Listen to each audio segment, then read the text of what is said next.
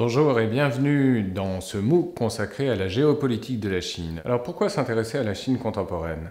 Dans bien des domaines, la Chine est déjà la première puissance économique du monde. Son développement, mais aussi ses difficultés, en un mot son évolution, engagent notre propre avenir. Le marché chinois transforme les circuits commerciaux et industriels, bouleverse les savoirs et les pratiques du monde. Il est donc important, sinon urgent, de connaître l'histoire de cet État-continent, la nature de son régime et de ses choix en matière de politique étrangère.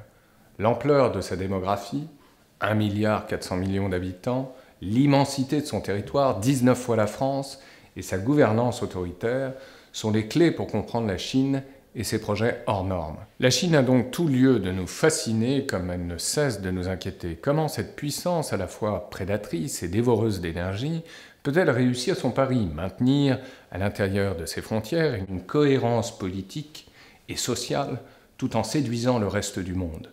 Tenter d'y répondre, c'est s'intéresser à la diversité des démarches diplomatiques chinoises, à leurs succès comme à leurs échecs, dans des régions où se joue son destin. Ces régions sont respectivement l'Europe, l'Union européenne bien sûr, en tant que premier partenaire commercial de la Chine, mais aussi la Russie, avec laquelle Pékin a établi un partenariat stratégique, enfin le Moyen-Orient et l'Afrique, que la Chine, au même titre que les États-Unis, convoitent l'un et l'autre. C'est enfin son environnement proche, que ce soit l'Asie du Nord-Est ou l'Asie du Sud-Est, que les États-Unis considèrent comme le pivot de leur propre déploiement stratégique. Nous vous invitons à découvrir l'ensemble de ces enjeux sous un angle qui relève à la fois de l'histoire politique, mais aussi de la culture de la Chine contemporaine. En un mot, ce que nous vous proposons, c'est d'entrer dans l'envers du décor.